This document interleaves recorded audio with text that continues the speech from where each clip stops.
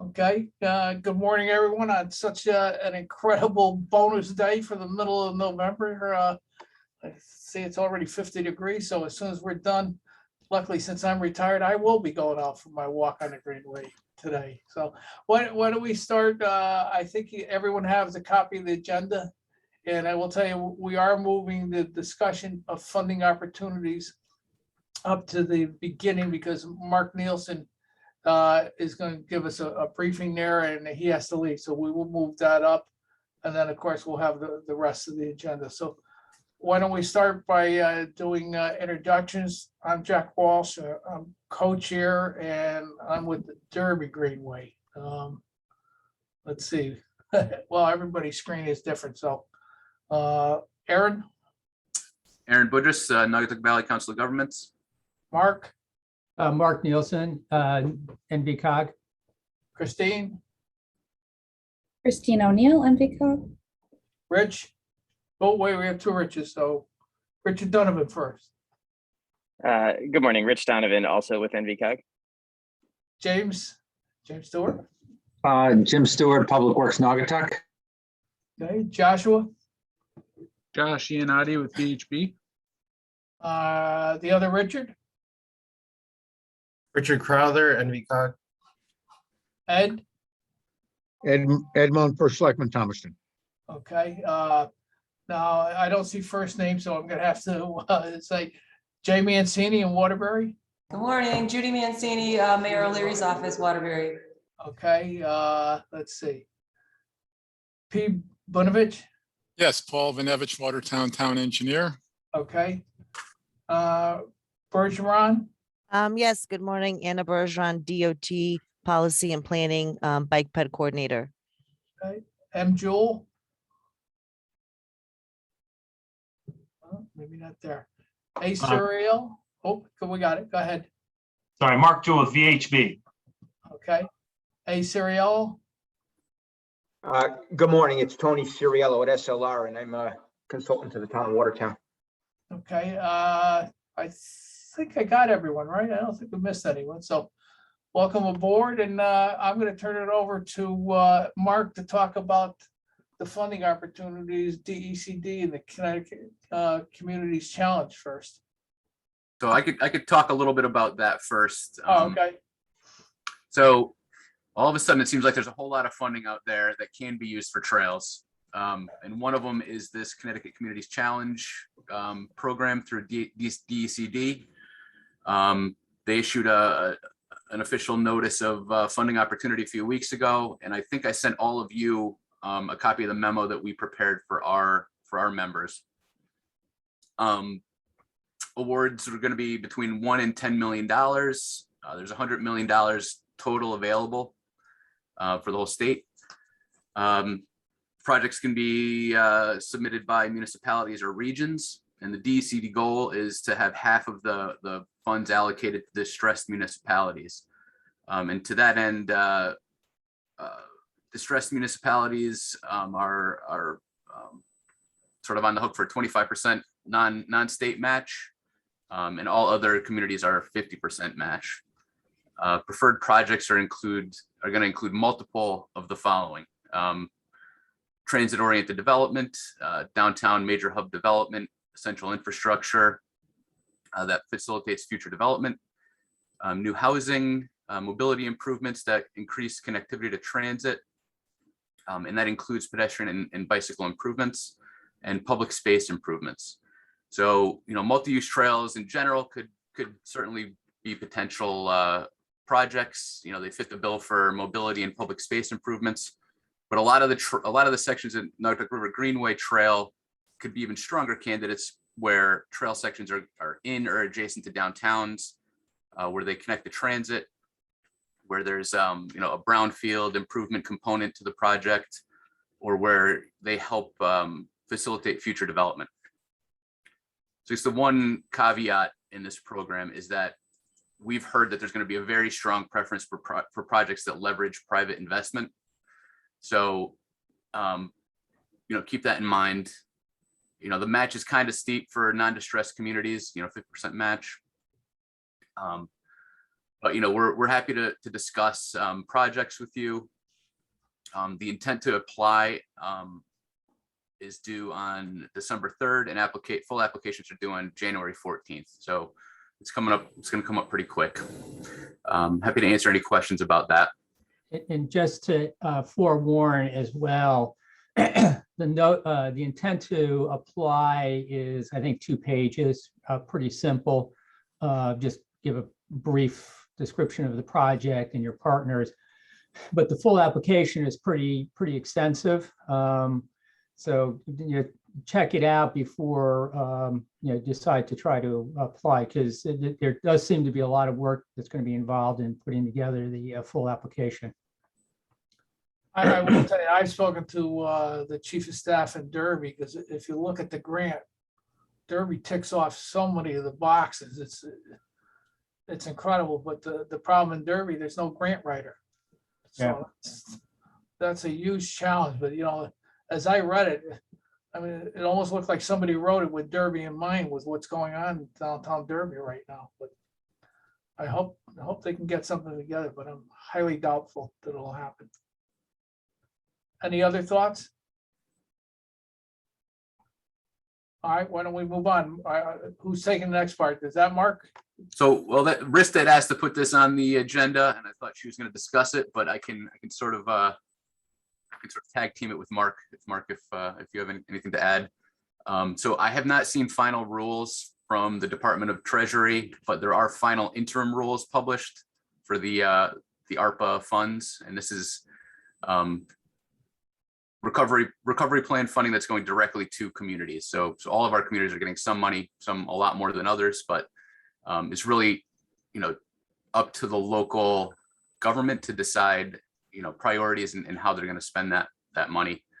But all of the guidance that I've seen supports trail development as an eligible use of local ARPA funds.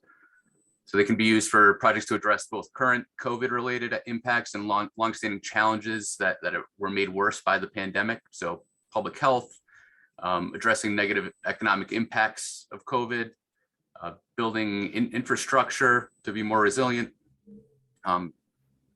We know that trails, parks, and recreation are critical to economic recovery and physical and mental health. So if you can sort of connect those dots, I think you can make a really strong case that Greenway trails can be funded. And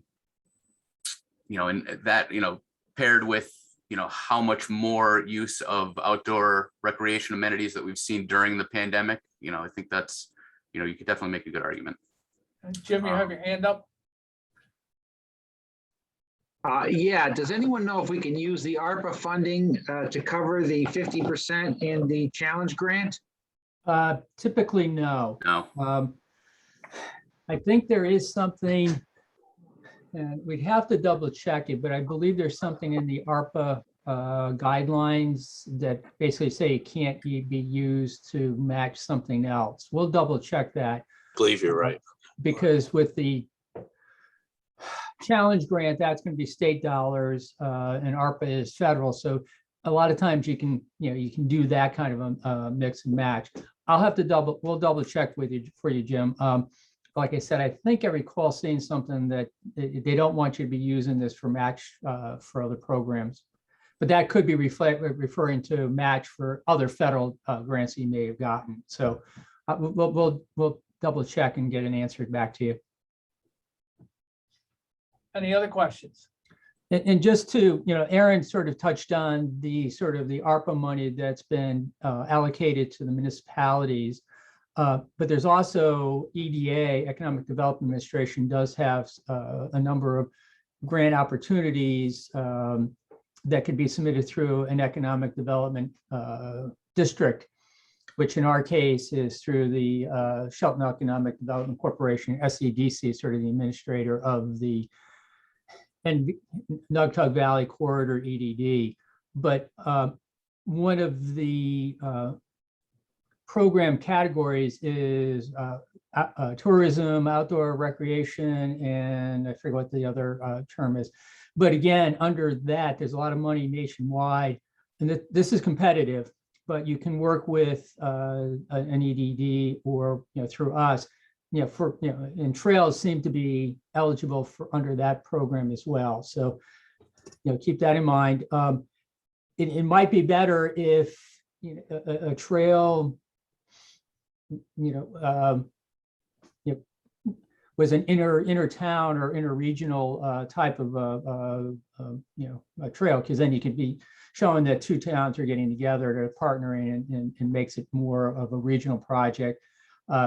So again, that's a competitive grant opportunity, but it's a possibility if anybody's interested in trying to partner with somebody else, or seeing if they could apply for EDD grant. And SEDC is administering that, Mark? Well, SCDC is sort of, they oversee the Naugatuck+Valley Corridor Economic Development District. So technically, if we wanted to apply for EDA money, you'd go through them. Paul Grimmer would submit the application on behalf of a municipality, or because EDA would like any applications that they are receiving to come through the EDD. I'm just thinking about Derby and Shelton with the bridge going up and the connection of those two greenways. Yeah, everything we've seen is the ARPA money is intended to be fairly flexible. And, so, if you have an idea, put it in, and it may be approved. So and the real key, and Aaron touched on it earlier, is that trying to tie it to economic recovery, economic resiliency, health, and well-being.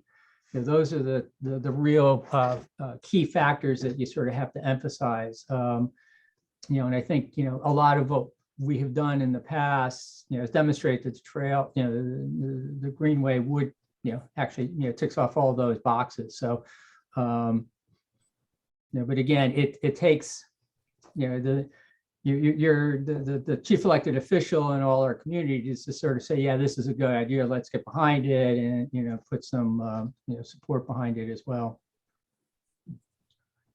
Anything else? Okay, I guess we're going up to the recreational trail grant submissions next. Well, I was just going to touch on the Infrastructure and Investment Act, Jobs Act, that just was passed by the House on Friday. This bill was passed by the Senate back in the summer, I want to say August. And I believe that the House pretty much left the Senate version alone. They didn't want to have to go through a reconciliation, and because it's taken them so long to get an agreement just to pass it. But in terms of trails, it makes some significant changes in the program, the Transportation Alternatives Program. The first main one is there's a lot more money available. Not only because the Infrastructure Investment Jobs Act includes the reauthorization of the transportation bill, which includes the alternatives program. One, they increase the amount of money for each of the federal programs, which just by its nature then increase the amount of money that would be available for TA projects. But they also allocated more money to TA. So I saw some numbers like a lot of the funding has gone up 20, 30%. For transportation alternatives, it's actually an increase of closer to like 70% increase in the amount of money. So with the new transportation bill, there's a lot more money available from for the TA program and TA projects. The other big thing is they increase the percentage. Right now, 50% of the money is suballocated to urban areas, 50% can go anywhere. And typically the state has used that 50%, they flex it to another program and then use it for a project that they're working on. That percentage has changed. It's now 59% is suballocated. So more money is being suballocated to the urban areas. And the bill also allows the state to designate up to 100% of the TA money to urban areas directly. So there is that potential for a lot more money to be available for TA projects. And the good news for the Waterbury region is it also has, in the past, small urban areas, which we fall into that category. We don't get to select the projects. We get to sort of recommend, but the state actually selects it. That has been changed with the new act. Now, small urban areas get to select their projects. So again, we can identify which projects we want to do and then, allocate the funding directly. So there's a lot of changes going on in terms of, with this passage of this bill. So, we're working to try to figure what that all, what it all means and how we can, go forward. Because we did do a solicitation with the department, probably going on almost 2 years ago, to get ready for the reauthorization. We're not sure if we're going to have to restart everything or use what we've already done and go forward from there. So it's going to be interesting. But the bottom line is I think there's a lot more money available and we may be able to do some more projects than we thought we were going to be able to do before the passage of this act.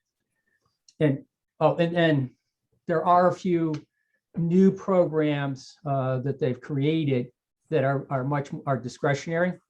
But again, trails are one of the eligible items in a couple of these programs. So, we'd have to compete nationwide for some of the money, but there is a possibility that, again, there is more money available and more opportunity. So we're looking through it and we're going to try to figure out what it all means, and we'll keep you all posted.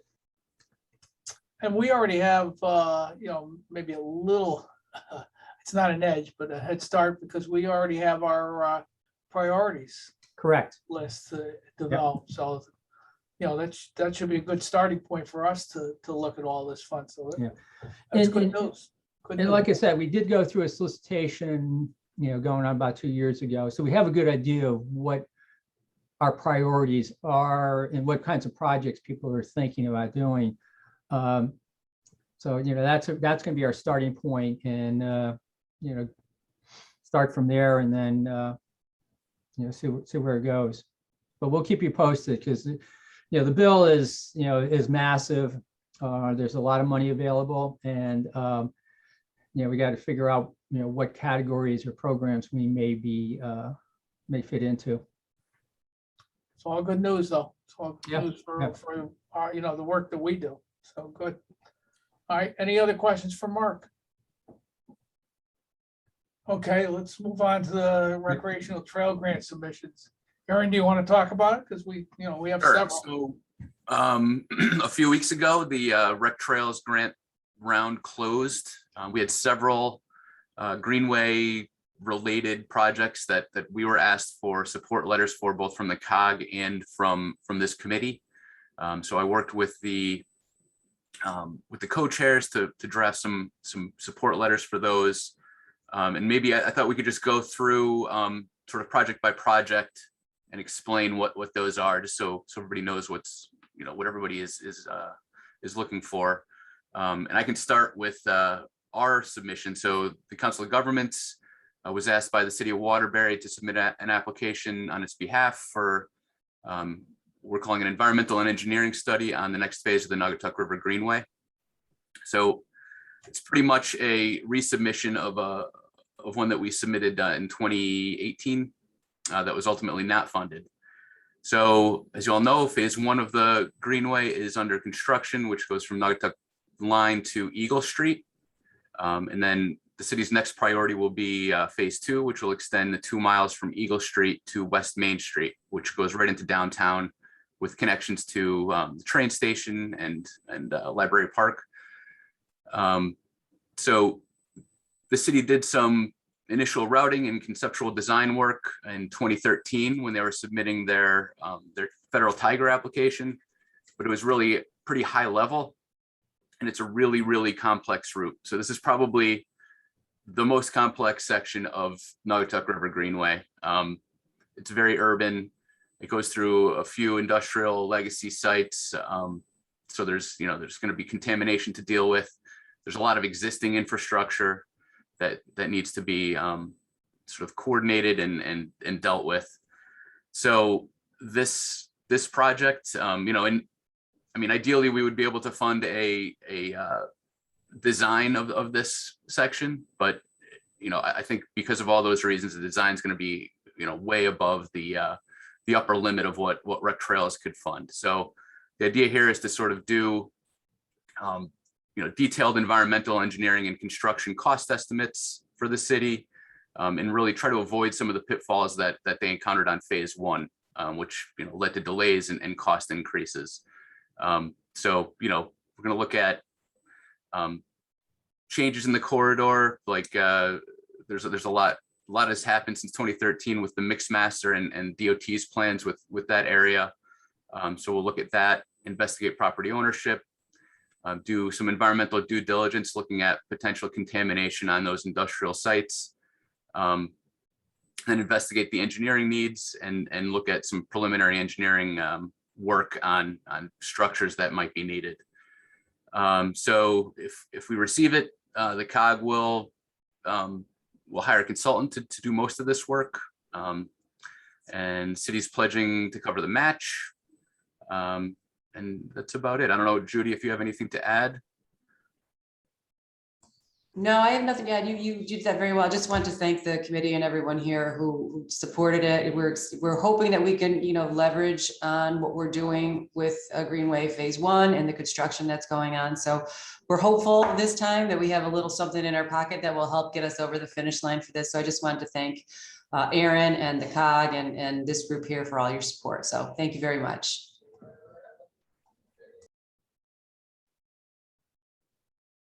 Continue, Aaron? No. So then Watertown, I think Tony is on the line, and Paul. You guys Yes, wanna give a Tony, little- would you care to start off on that for us? I'd be happy to give a quick overview, Aaron. Yeah, that'd be great. Yeah, thanks. And I'd also like to thank the COG for its support, because in preparation of the application, you had a lot of history on the routing studies, and Ed and Thomaston for supporting the project as well. Thank you. Because this 2.4 mile greenway along the river from Frost Bridge Road at the DOT bus facility would provide a much needed linkage to the Thomaston piece that I believe has already been designed. And sort of one can't happen without the other. It's sort of a package deal, making that linkage from one trailhead to the other. So in that regard, it's a very important project that unlocks the Thomaston piece. We're along the river, we're between the highway and the railroad tracks, so there's a lot of permitting and coordination. The trail alignment is pretty well defined along an existing water main easement, but certainly the project is not without its challenges. Paul and the town of Watertown have done a tremendous amount of upfront work on this.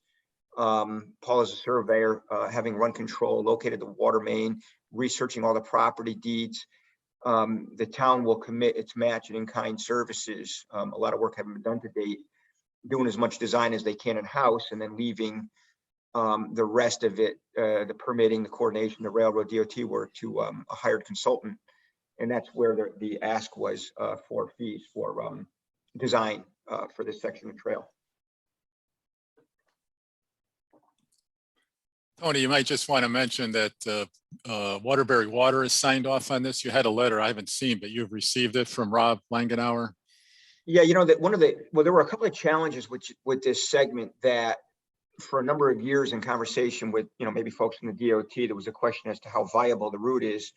It does follow an old water main, but we actually turned that challenge into an opportunity. Access out there is complicated, and if there's a need to access that water main or provide regular inspections, a paved greenway would be just phenomenal. So when talking to the Water Bureau, they got on board pretty quickly with Rob Langenauer, and they supported the project, and they see the benefits to the water company. They vowed to work with us to get through the engineering details of how you protect that water main during construction. And then we've had similar meetings with the DOT and the railroad as to how to protect trail users and protect the railroad as well. So we're confident we could overcome all those challenges, and all the right people are sort of at the table now. And if I could just add, And Paul and the town of Watertown for working diligently on this. As Tony so noted, for Thomason's Greenway to really take root, this is a real critical piece. I'm breaking up. I don't know if anybody's hearing me. Are you guys hearing me? We can hear you, Aaron. Yep. Instability. Yep. Okay, good. So as it was so noted, we have a piece that's already approved. We have the funding for it. And we've been waiting for some time to really move it because of the lack of connectivity to anything. This also would put us in line very well for a LoCIP program grant that we were looking for a number of years. And I'm sure Aaron can comment on that regarding a bridge to get across Branch Brook. That was always a critical issue when we talked to the state DOT, and they said, well, there's no terminus. Well, Watertown's providing the terminus, and then from there, Thomason can build on its Greenway. So thanks a lot for the support of the COG, and thank you, Watertown, big time for this. and Thanks, I just Ed. add to that quickly that, both Watertown and Thomaston have applied to the COG for lot SIP funding to construct these sections, and the COG has approved that funding.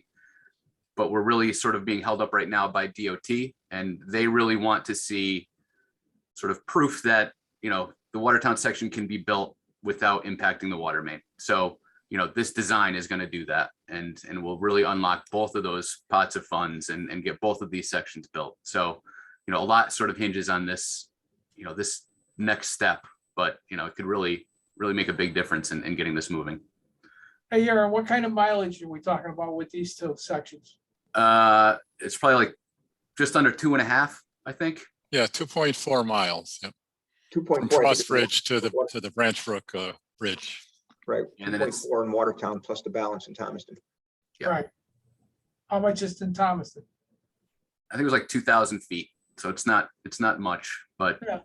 it's Yeah, no, it is a very short distance, but it's something we've had in place, oh God, for probably 12 years or 10 anyways, Yep. and Right. we're ready to go with, but it was always a question of what do we do with this real short section.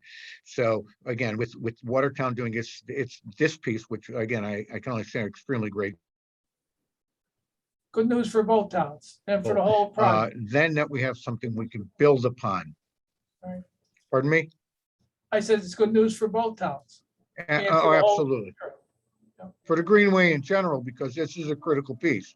DOT, when they built the bus garage down there and the train, train stop, I'll just leave it at that, put in a piece of Greenway for us to build on. So with this, it'll get moving along. Now, I got to say, Thompson sections are extremely difficult as well. With old infrastructure built close to the river, and some areas maybe need to be cantilevered. And we know what that talks about in terms of funding. So it's not going to be easy, but at least it gives Thomaston that segment to build upon. Otherwise, we're looking at things in the middle of nowhere, so to speak. And to get the finance board and the people behind a small section that connects to nothing is a very difficult task. This gives us the opportunity to make that connection to a larger piece and then begin to build on it. So again, thanks all for involved. All right, Aaron, you want to move on to Seymour? Seymour, I never actually saw the application, but from what I understand, they applied for the sort of extension of the Ansonia routing study. So Ansonia is working on a routing study funded by Rec Trails from the last round that'll go to the town line. And I believe what Seymour submitted was basically continuing that to downtown Seymour.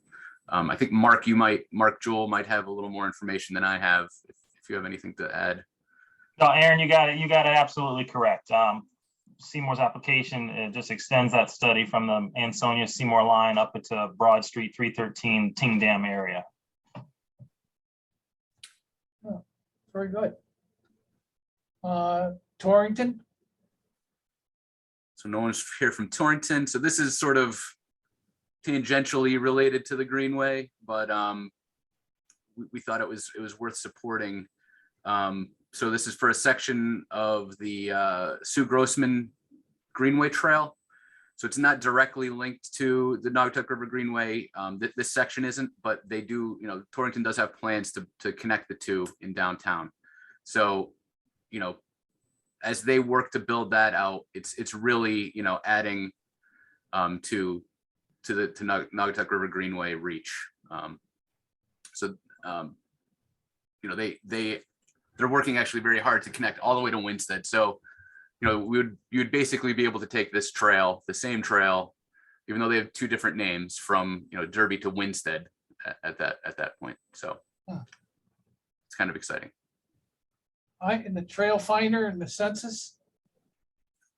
So UConn submitted an application to sort of expand or continue and expand the Naugatuck or the Connecticut Trail Census and the Connecticut Trail Finder programs. And we submitted a support letter for that. We've got all of the open sections of Naugatuck River Greenway. Actually, I think Torrington's the only one we're waiting on, but all the other sections are up on Trail Finder.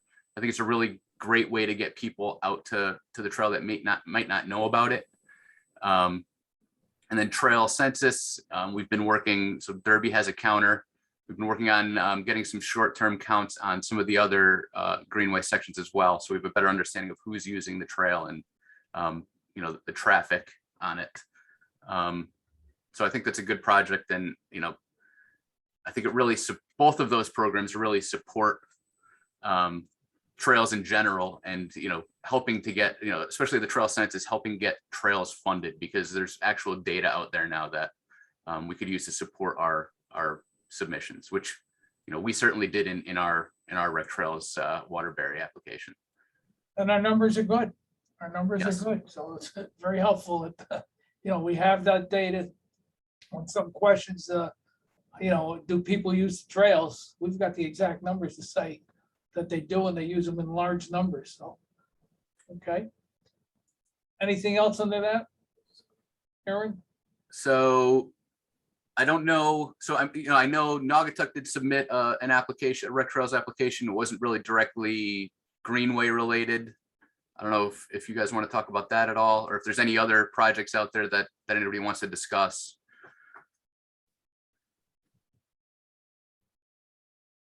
No? All right, so why don't we move on to the projects currently underway? Get some updates here. Some good news. Good morning, everyone. It's Judy again from Waterbury. Waterbury Phase 1 is going very well. We're on time, where everything's going smoothly. I don't know if anyone has an opportunity to drive South Main Street, but the current configuration while they're doing the work is what the roadway will probably look like at the end. So there's been a shift in traffic. The neighborhood and the neighbors in the area are excited about it. They like the new configuration. They feel like it's going to slow down traffic, and overall we've been getting a lot of positive feedback. So we're excited about that. Right. Everything's going well in Waterbury. Yeah, the two photos at the top of the screen on the right are from last week out there. I took a walk. And if you haven't driven by, just the clearing has made a huge difference. You can actually see the river. And it looks very different, and you can sort of start to imagine what it's going to look like. So it's pretty exciting.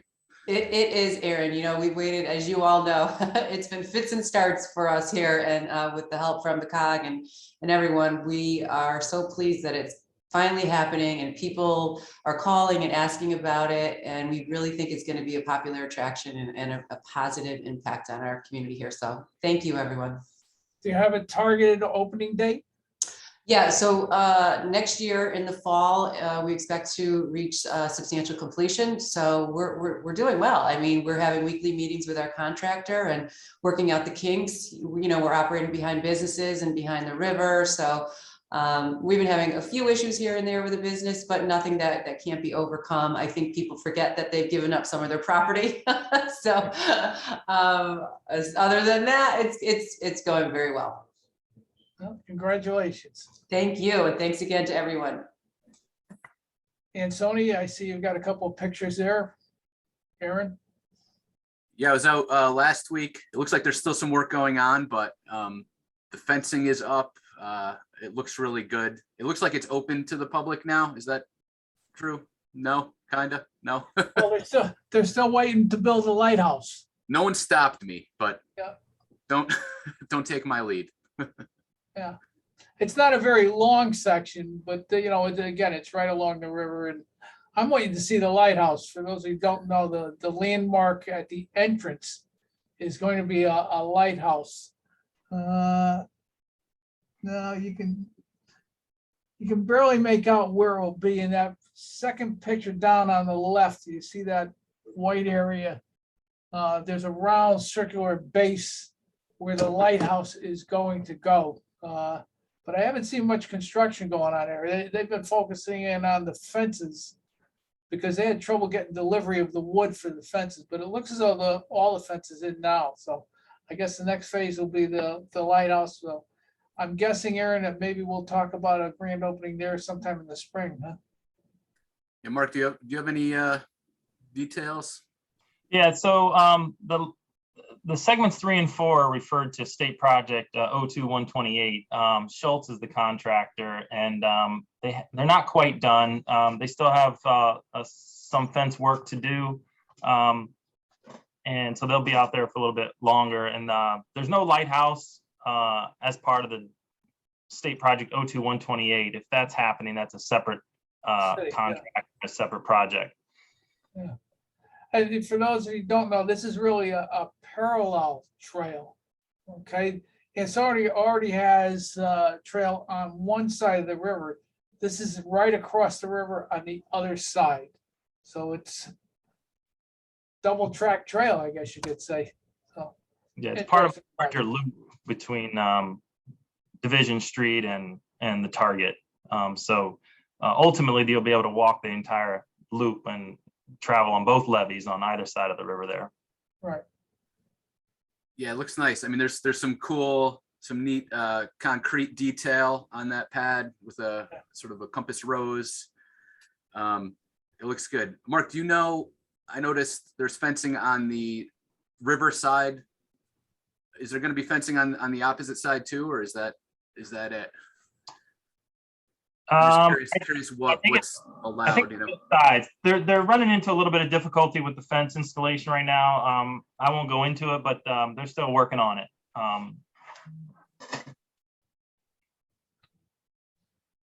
I ain't staying in Ansonia. How about the routing study? Yeah, so just a quick update on the routing study. Again, this my name is Mark Jewell with VHB, representing Sheila O'Malley, the city of Ansonia today here, and she was unable to make it. But the routing study is ongoing. Existing conditions work is being wrapped up. Conceptual alignments have been identified, and there are some final tweaks to those. Next steps are for us to meet with the mayor next week to go over some of these conceptual alignments and see how to get the city's feedback and try to set a date for a public informational meeting. So that's where we are with that. Now we're seeing now that Seymour has put in an application. We certainly want to make sure that those two efforts are coordinated so that those studies and the routing can be coordinated with whoever Seymour ends up using to do that study, assuming it gets funded. So we'll see. I think we'll know in January, Aaron, whether or not the applications that are in now under review, which ones get funded. that sounds about right. Yep. And then we'll be able to coordinate at that point if needed. And Mark, you're looking at the west side of the Naugatuck River? Primarily right now, it seems that that's the way things are leaning for sure. From a cost, right away, and environmental impact standpoint, yes. Watertown Thomaston, do we have any update, or did we already get it? This is Tony Furiello again. I think we covered most of what we have to talk about, but I'll just add that our town manager and other folks in the town are really thinking hard about the Greenway now that it's closer to sort of reality and what kind of economic opportunities there could be.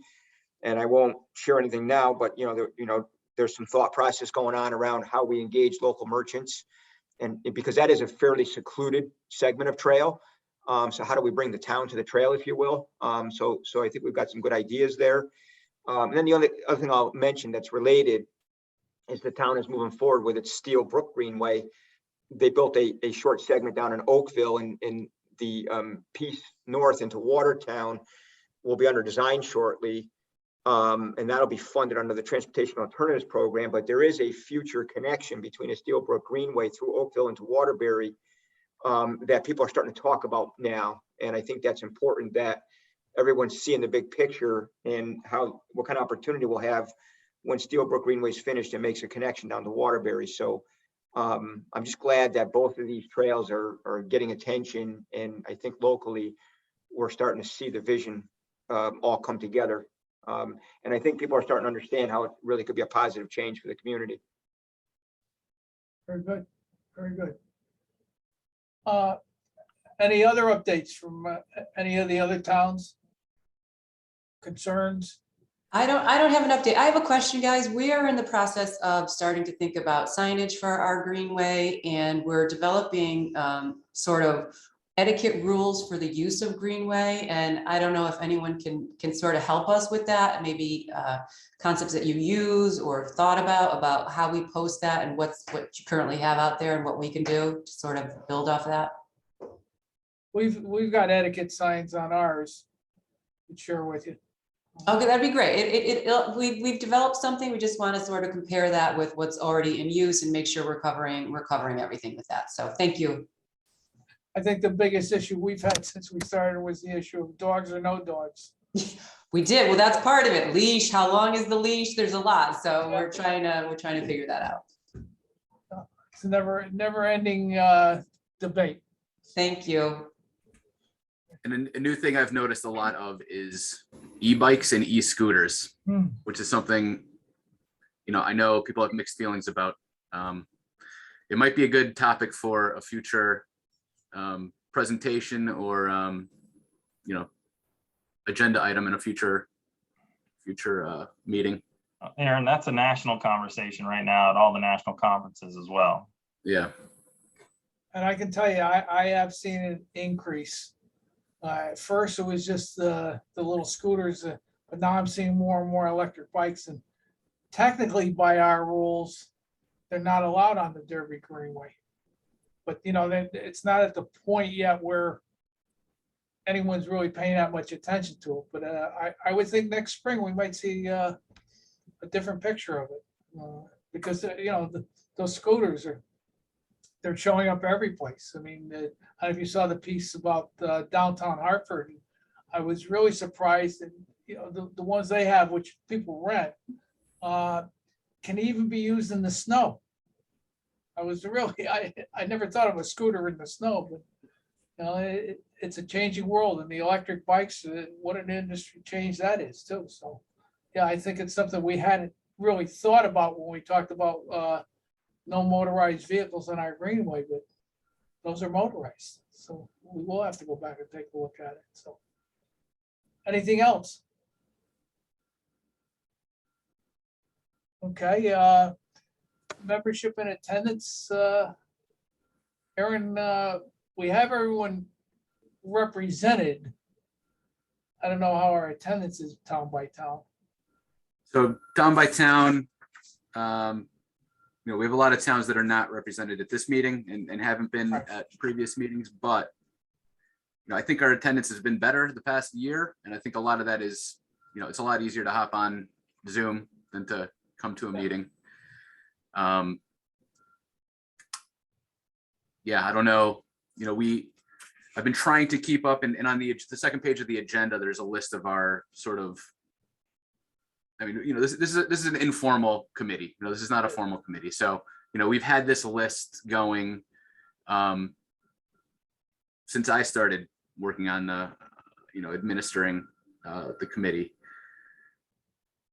I've tried to keep up with, when people leave their positions or new people come, I've been trying to keep up with it, but, we might want to have a discussion about, how that list actually reflects the reality of who's showing up. And maybe, I think it's part of a discussion we're having here at the COG too, is how do we bring in more different voices, now that, the trail's starting to get built through through our communities, how can we start engaging the, community groups and neighborhood associations and get their feedback on, especially operations and maintenance and issues like that. So, it's something to think about. This has sort of been a standing item on the agenda. So, I don't know if we need to make any decisions right away, but it's just something to think about. Yeah, and I'll add to that. I mean, I don't know how long I've been involved. I mean, I have an idea how many years, but Rissa and I are the co-chairs, but we've never had a revote in a while. So if anyone else is interested, we're not dictators for our life. It's not a Supreme Court appointment. So if people want to step up, that's good as well. So something to think about. But it is great that, there is this central clearinghouse for all the towns. It's voluntary participation. But there's a lot to be gained by knowing what's going on around you. I think Ed summed it up very well when he talked about the Thomaston Watertown thing. That happens because we do get together and talk about what the future is. And, this is a marathon, not a sprint. I think the Derby section opened in 2006, so we're 15 years into this already. And we're not even halfway there in the mileage. So we're going to be around for a while longer. But the nice thing is we are making progress. It's great to come to this meeting and hear about progress because, everybody likes to be part of a winner. And when you come to these meetings, you just can see who's winning, the progress being made. So something to think about. And last on the list is the Kinneytown Dam. And, there's a presentation and, it's kind of long and I think everyone kind of knows the story, but I think it's moved to a new level in the last couple of months because of litigation that's going on. So maybe, Aaron, you want to talk about that? Because I think everybody knows the story of the dam itself and the fish bypass and whatnot. But again, I think the legal challenges have moved it to a whole new level right now.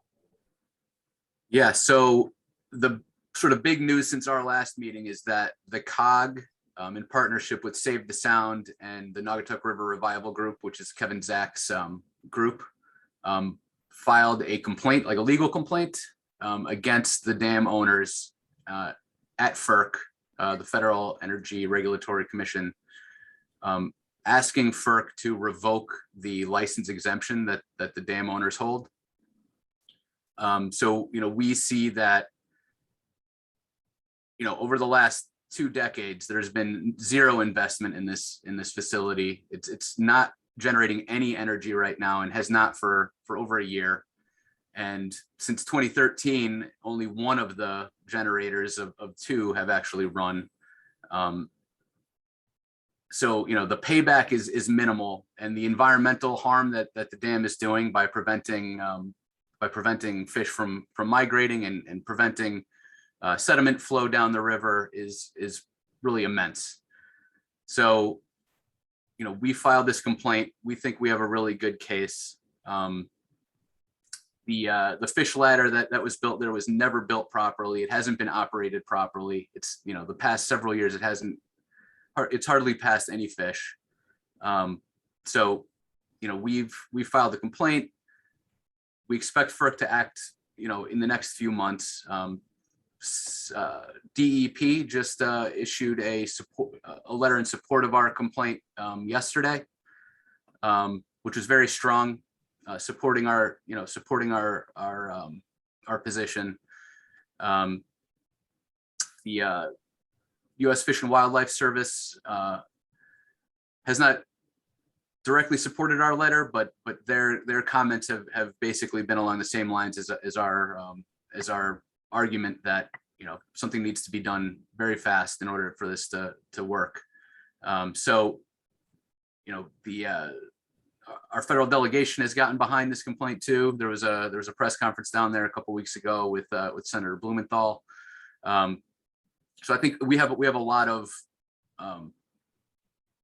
we have a lot going for us right now. I think I think we're making progress, and one way or another, we're going to see fish passage returned, hopefully next season. And I'll leave it at that. All of this information is on our website. I think I dropped it in the calendar event on our calendar. So you can check out the story map that has, I've been updating it with, with press articles and It's very well done. yeah, and all of the filings are up there, so you can research it on your own as well. So, I think the big sort of connection to the Naugatuck River Greenway is that, there's a big question about the routing through this area. There's two large reservoirs that are associated with the dam. So, depending on what happens to this dam over the next 10 years, it could really, change the outlook of, where we could put a greenway between Ansonia and Seymour. So. Aaron, I have one question about this. I mean, it sounds as though the effort's focusing on the fish bypass, but is there a thought that this dam would be removed as the others upriver have been removed? I think right now we're just focusing on, so the dam owner has a right to have the dam there as long as they, follow certain rules, which they have not followed. So, we're really going after them about, that one rule about fish passage, which they have not complied with. But, I think there's a big question about how this facility can actually be economically sound based on its condition. And, it only, even when it's operating perfectly, it's like a 2.5 megawatt facility, which is, a medium-sized solar array can generate 2.5, a commercial solar array could generate that much more cheaply. Aaron, who are they selling the electricity to? I believe it just goes into the grid. I'm not really sure exactly how that works. But like I said, neither turbine's been running over the last year at all. So it's not producing anything right now. I happened to be in a meeting in Seymour yesterday, so I stopped over at the Tingu Dam and, the beautiful job they've done there. And there's, they have an incredible bypass there, but, if the fish can't get past the first one, not doing much good upriver if the fish can't get to that. So I don't even know if they have much data on how successful the one at Seymour has been. Do they, Aaron? Do they have any data on that? I know there were some issues with it, and Deep put out I'm not sure if I think they hired a contractor to actually make some repairs on it. I think that something was too steep. The fish were not able to make it up. But that's a good question, Jack. Were there fish actually making it to that point to be able to make it up there? I mean, I was questioning it yesterday as I was looking over at the bypass. I said, geez, first of all, there's not much flow, but I guess the peak for the fish migration would have been over at the beginning of November anyways. But I said, man, fish got to be pretty strong if they're swimming up that thing. So, but in any case, if you're not going to get it done down below, you're not going to have much success up above anyway. So we'll see what happens.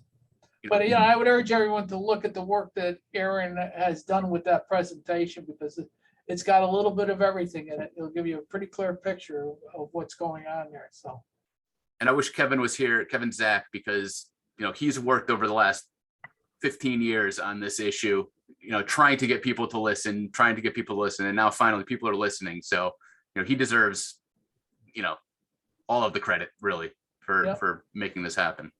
Yeah, he's a hands-on guy with all this. He doesn't just talk it, he does it. So I give him a lot of credit as well. So, all right, anything else to come before the group today?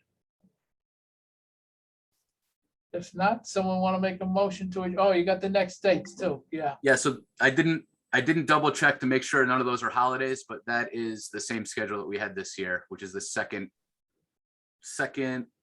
Wednesday quarterly.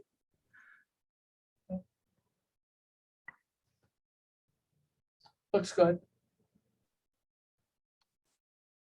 And this year, I've been, we've been trying to master Outlook. So I'm going to try to get a recurring meeting out to everybody so that, everybody can sort of mark out the time on their calendars. Sounds good. All right, do we have a motion to adjourn? Anyone? Motion to adjourn. Okay, do I have a second? Second. Second by James. All those in favor? Aye. Aye. Opposed, abstain. Well, I hope you all enjoy the holidays and look forward to next year where we're going to be able to celebrate a couple of openings of new sections of the trail. So very much looking forward to next year. Good luck. Thank you, Jack. Thank Thank you. you. Same to Thank you. you. Take Thanks, care. everyone. Thanks. Thank you all.